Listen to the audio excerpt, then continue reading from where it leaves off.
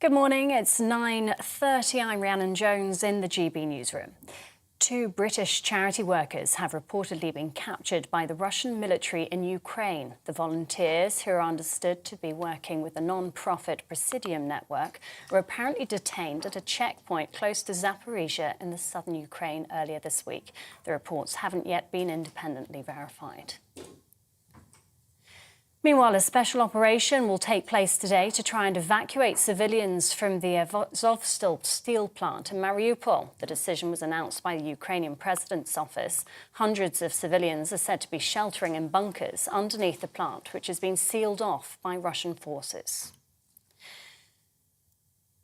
Ukraine's President Volodymyr Zelensky is accusing Russia of trying to humiliate the United Nations. It's after two missiles were fired into Kiev during a visit by Secretary-General Antonio Guterres. The rockets shook the central district in Ukraine's capital, and one struck a residential building, injuring at least 10 people. Foreign Secretary Liz Truss says she's appalled by the arrest in the US of the British Virgin Islands Premier on drug trafficking charges. Andrew Foy was detained by the Drug Enforcement Agency in Miami over an alleged conspiracy to import cocaine and money laundering. Amazon has recorded its first quarterly loss since 2015 as the boom to its business from the pandemic starts to fade. The e-commerce giant reported a loss of $3.8 billion as online sales slipped 3% in the first 3 months of the year post-lockdown. Rising costs, supply chain issues and the impact of the war in Ukraine have all affected the retail giant. TV online and DAB+ radio, this is GB News. Now it's back to the briefing with Tom Harwood.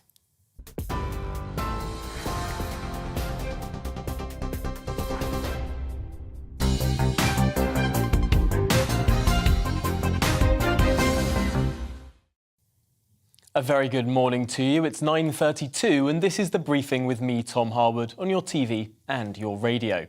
Well, now, as the cost of energy continues to increase, how are businesses faring? Well, today, the Department for Business, Energy and Industrial Strategy will be extending its scheme to provide relief for energy-intensive industries. Ministers said it will be extended for a further 3 years, this scheme, and its budget will be more than doubled. This will provide support for steel and paper manufacturers and other intensive energy industries. So we've seen a number of businesses close already due to these energy cost increases. So will extending this scheme actually help? Is it enough? Well, joining me now is Andy Meyer, the Chief Operating Officer at the Institute of Economic Affairs. Welcome to the programme, Andy. This is no doubt welcome news for industries that have been having a pretty torrid time of it lately. But is it enough? So it's welcome news for the small number of industries that are actually impacted by the scheme. One of the difficulties with this is these costs haven't gone away. They've simply been transferred from one group of businesses, those who are most exposed to high energy prices, to everybody else. So we're not actually reducing costs here. This is a redistribution scheme, albeit a very welcome one for those in the most exposed sectors, which you listed: steel, paper, glass, etc., and stuff that's at the heart of the economy. So a useful measure to relieve the problem that the government itself has created with very, very expensive energy policies, but not one that actually solves anything.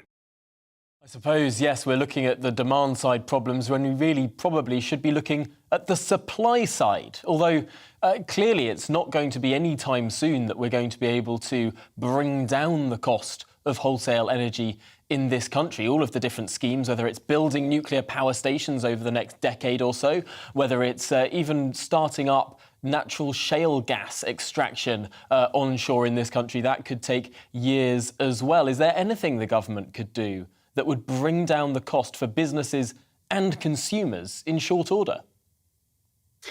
Well, you're right to say that the thing that's happened in the last year is the big rise in wholesale costs. So if we go back to 2020, then business bills were, broadly speaking, broken down into thirds. So a third on network costs, a third on wholesale costs, and a third on everything else. And the everything else is the bit the government has most control over, which is some of the very expensive climate schemes that it's imposed on bills to meet net zero targets. So something it could do, for example, is take the renewables obligation which is currently generating about £6 to £7 billion of revenue for the government every single year, and say that's far too much. The renewable energy companies who benefit from that scheme also get the wholesale price of electricity, which currently is extremely high indeed. So these companies, even before the crisis, were getting about 50% profit margins from these schemes. That's gone up. It's gone up to about 100 to 150% for this year, and you'll see that starting to filter through into their accounts. So it could take that money and say that's just far too much. We don't need to be paying you this bonus of the renewables obligation anymore. We will bring in primary legislation to reform it and get rid of it. And that would be a direct reduction in the cost of energy for everybody, benefiting the energy intensive industries as well. So they wouldn't need then these very complicated relief schemes. Which, to be clear, they're the relief schemes on the government policies, not the wholesale costs. We hear so much about various windfall tax proposals for oil and gas, but I suppose because the cost of energy has gone up across the board, these windfalls, these profits are also going to renewable energy companies. I suppose it's worrying and in a distorted time like the one we are living through now, where energy is unusually expensive, potentially taking away subsidies from the renewable energy sector would not be that bad for them. But if we return to more normal times, are these technologies mature enough to say that we can remove these subsidies? Well, on that question, we only have to listen to the politicians who keep banging on about cheap renewables. Well, if they're so cheap, they don't need subsidies. End of. I mean, the windfall tax debate is utterly bizarre, because when the windfall tax was first introduced by Gordon Brown in 1998, it was compensation for government policy errors. His argument was that because of privatisation, the utilities had windfall profits, so he's going to claw some of that back. And that argument applies to the renewable energy companies because they have had windfall profits from the government's bad policy design of the renewables obligation. It doesn't apply to the oil and gas companies. They already pay a windfall tax every year anyway. They pay special corporation taxes, which amount to about 40% when everybody else is paying 19%. And the government is getting about £8 billion of additional revenue this year as a result of that. So there's the windfall tax on the oil and gas companies straight away. The question now is, how do you relieve costs for everybody? And that would be looking at the renewable companies. Now, with your wider economy hat on, rather than just looking at energy, it was interesting to see Rishi Sunak earlier this week point towards, sort of almost hint towards the idea that he's considering a windfall tax, when other parts of the government, and indeed Rishi Sunak before this week, had been saying the disastrous economic consequences that path would take, the lack of investment that would produce, the way it would scare away international investors potentially from doing business in the United Kingdom. Why on earth has Rishi Sunak sort of started to appear to cool his criticism to the idea? Well, bless him. I think really we're in the realm of politics here, not economics. I mean, Rishi was tipped to be one of the top 3 candidates for the future leadership of the Conservative Party. And since he put up taxes as though he were a Labour chancellor in the last spring statement, he has plunged in the internal Conservative Party rankings into negative territory. I guess he's now looking around for new ways to appear in touch with people, and alighted on Labour's windfall tax proposal as one that polls quite well because it sounds like it's doing something reasonable when in fact it's doing an enormous amount of damage were it actually to be brought in. And I'm not just saying that. We know this because the proposal is actually to raise the same taxes that both Gordon Brown and George Osborne raised previously and caused a collapse in investment in the North Sea, which is exactly the thing that we need to be happening in order to actually get the oil and gas prices down and build up domestic reserves. So it's a really bad idea. And if it's just been done as a sort of throwaway remark to get a bit of temporary popularity, it's a huge error on his part. And he should think much harder and go back to agreeing with himself from about 3 months ago. It's remarkable because this Chancellor used to talk about the need for economic growth in this country, and the big problem being our productivity issues and the fact that we have sclerotic growth going into the coming year. Of course, last year we had very impressive growth, but since then we've had energy hikes, tax hikes and everything else. Even the Labour Party now is saying we're going for a low-growth, high-tax economy, implying that the Labour Party would like to see some of those taxes cut. Although I suppose there's a bit of cognitive dissonance there with regard to the Labour Party calling for more taxes, for example, that windfall tax, but then saying we're having a high-tax, low-growth economy. When we're looking at politicians of all parties on the issue of growth, they sort of seem to say the right thing and then do the opposite. How on earth have we found ourselves in that trap? Well, I think Labour have been on a very long journey since they were the traditional party of working people. They are clearly now much more aligned with a more metropolitan, liberal worldview, one in which the cost of living is seen through the filter of living in a vast city like, say, London. And just occasionally they get reminded by some of their MPs who represent seats that are not like that they have another job to do, which is look after ordinary people. And going back to Ed Miliband's phrase, the cost of living crisis, I think he was the one who first used it back in the day. These are the things that really hurt. So energy is at the root of absolutely everything. The cost of it is going up everywhere, and that impacts the price and inflation on everything. So if Labour want to be making a point of difference with the government, then saying that they might cut taxes clearly is one of those areas, because for reasons best known to the Prime Minister, the net zero agenda is the thing he seems to think matters most and will win him the next election. Whereas there is this huge territory marked cost of living where both parties at the moment are not doing a great deal. Well, it's a certainly concerning situation, particularly with the urgency that economic growth is needed to come, because that's what funds everything that we appreciate the government doing. Well, Andy Meyer, thank you so much for talking through all of those issues for us there. It's certainly a particular point of concern as that cost of living crisis continues to bite. Thanks for joining us this morning. Well, now to international affairs. 8,000 British Army troops will participate in military exercises across Eastern Europe to combat Russian aggression, in one of the largest deployments since the Cold War. Well, earlier on Breakfast, Stephen and Anne spoke to Secretary of State for International Trade, Anne-Marie Trevelyan, about this deployment. We're very pleased to be sending 8,000 of our amazing army troops to go and do some exercises with NATO and indeed the Joint Expeditionary Force countries across Europe, because it's really important exercises happen so that different nations' armies can work together and make sure that they understand each other and they can test out how best to do those defensive exercises. NATO is a defensive alliance, and it's there to protect all those members of NATO. So there are always NATO exercises. There was indeed a naval one which went on earlier in the year around the northern waters of Europe, called Operation Cold Response. That also happens every year. So it's an opportunity for soldiers from all the different countries to work together to share and practice experience, so that should there ever be a need to defend our NATO friends and allies, our military are ready to do so. But exercises are there to ensure that the soldiers' skills, the equipment, the connectivity between armies can work as smoothly as possible. It's going to be a really big exercise, and the families, I know, will be incredibly proud of their young men and women who will be part of this exercise, because when those amazing young people sign up to join our armed forces, they do that because they're passionate about defending their country and standing up for the rule of law. So I'm sure it will be a very successful exercise, and those families should be incredibly proud of their young women and women. As ever, as I say, these exercises which happen at different scales all the time, so that our soldiers are always prepared should they have to go to war, is one that, in this very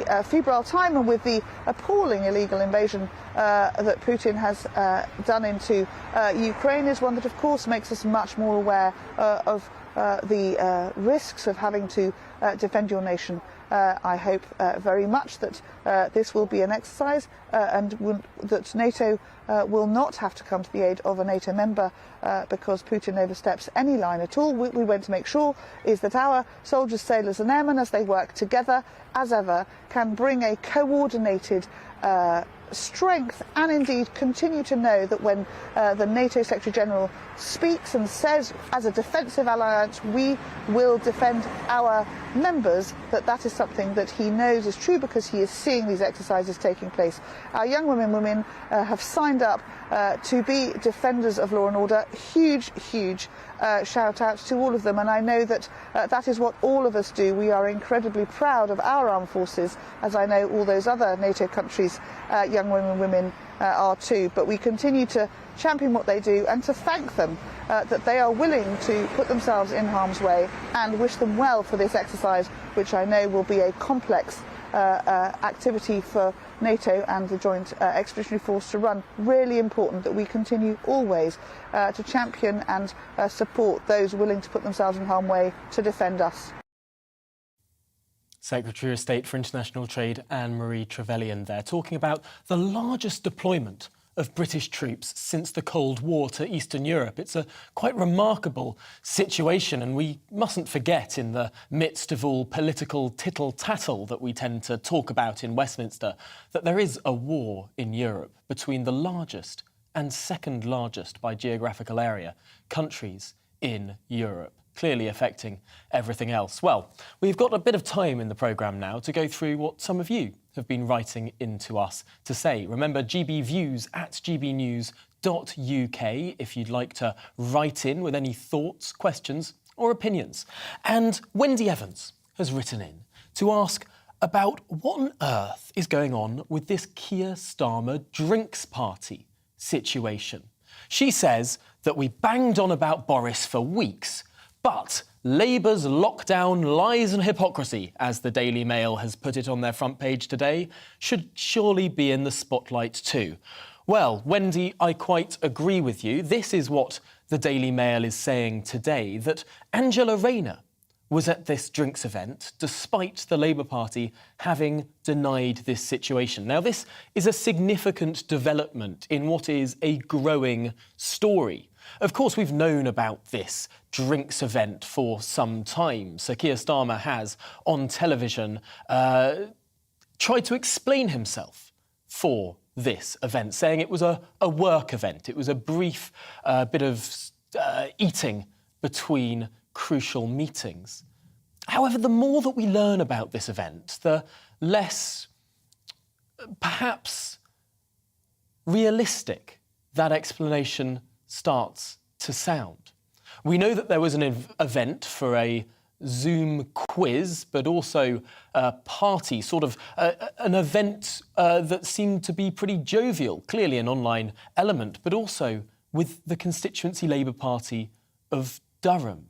And of course, that's where the Labour Party leader was. That's where, we now learn, the deputy Labour Party leader was as well, despite those denials beforehand. That raises a very significant question.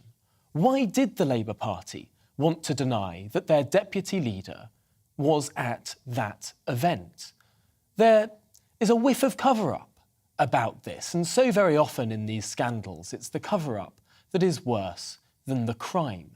Really, what's incredibly interesting here is that the Member of Parliament for Durham, who was also at that event earlier this week, 3 witnesses have said, grabbed the arm of the Member of Parliament for North West Durham.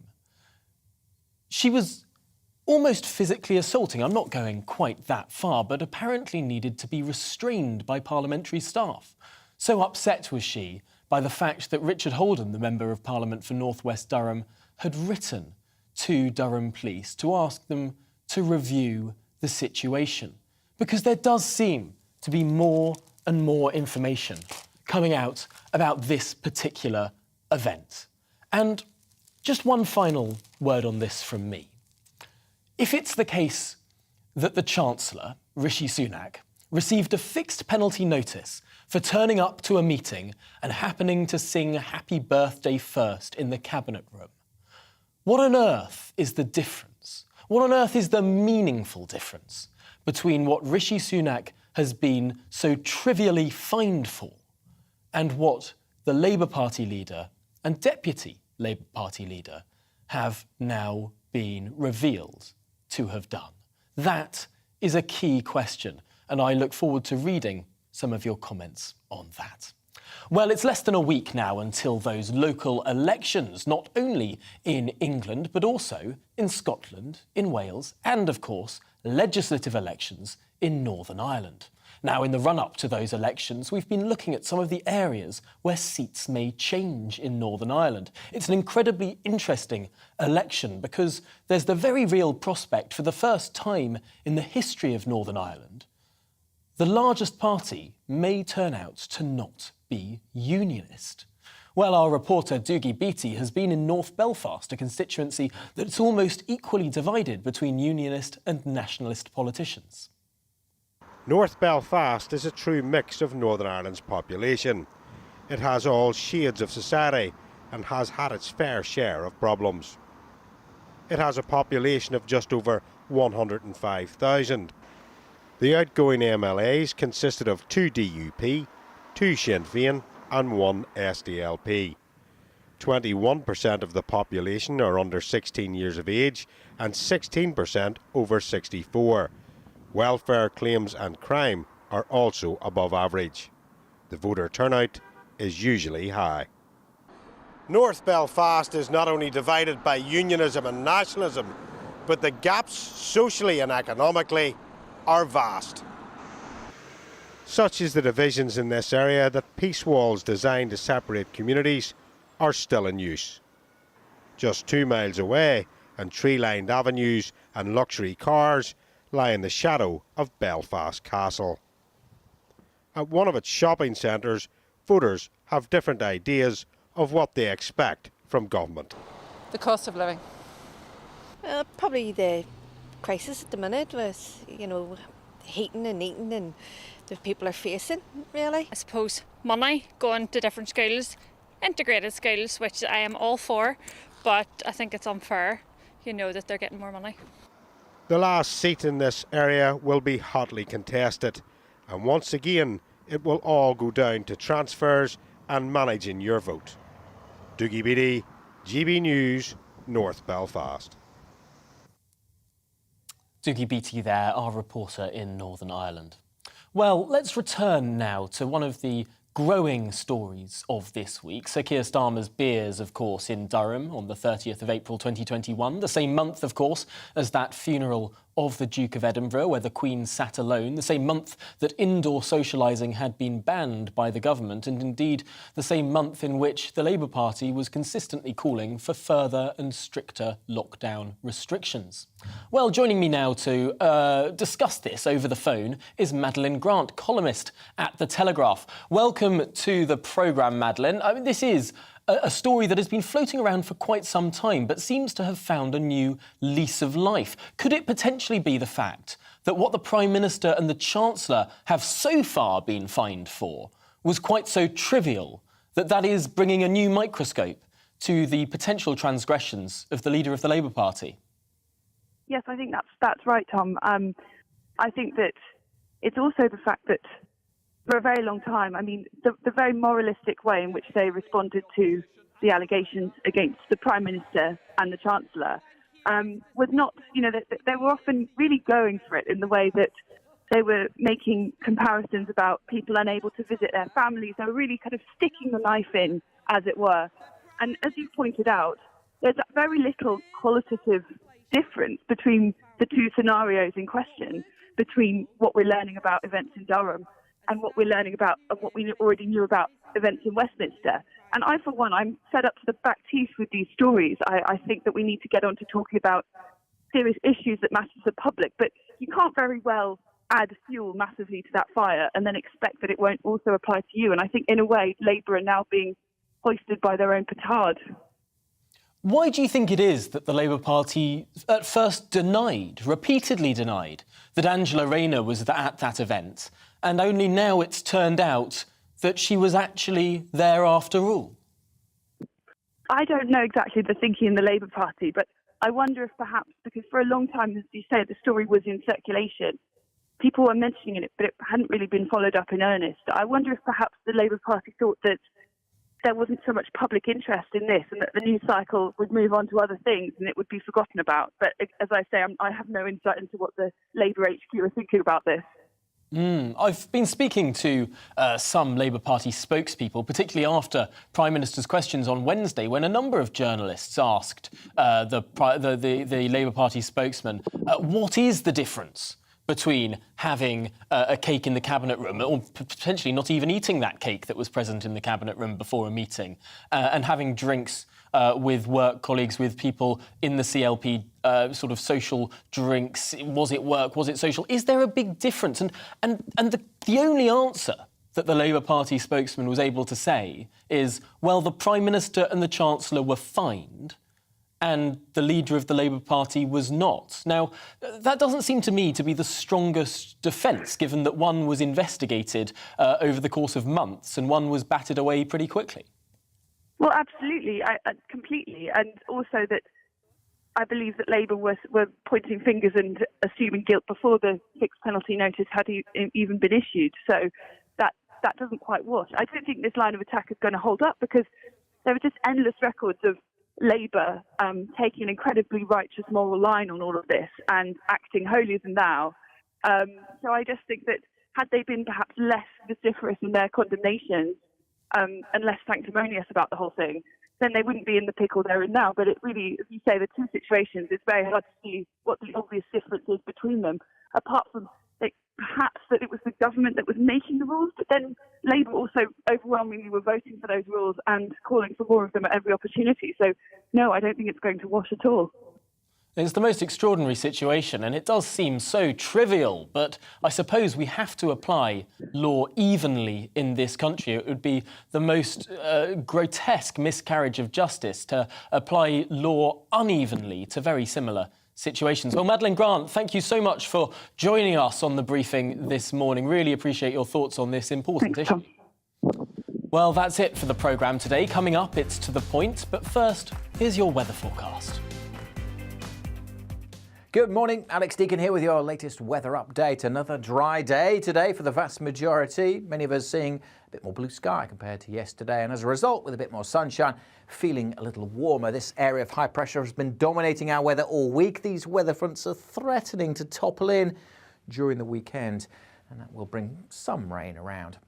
But for the time being, as I said, it's another dry day for the vast majority. Quite grey again across parts of eastern England, staying pretty gloomy for some here all day. There's a small chance of a shower, actually. And across eastern parts of Scotland, a bit more cloud developing through the day, and we could also see a shower or two here. But for many, it's dry and fine. Yes, some cloud, but many places seeing some good spells of sunshine, a bit brighter than yesterday. And as a result, a little warmer, 15, 16, maybe 17 in Glasgow, perhaps even 18 on the west coast of Scotland. Meanwhile, the east coast, just 12 or 13 Celsius. So again, feeling very fresh here for the time of year. During this evening, I think we'll see still a lot of cloud across East Anglia and the southeast, and other eastern areas seeing the cloud increasing once more. And certainly in the northwest, those weather fronts starting to edge in. But for the majority, it's a dry night with clear skies. Another cold one again. Hint of blue on the chart. Gardeners, again, a touch of frost likely, particularly over parts of the Midlands, southern England and northern England, maybe East Wales too.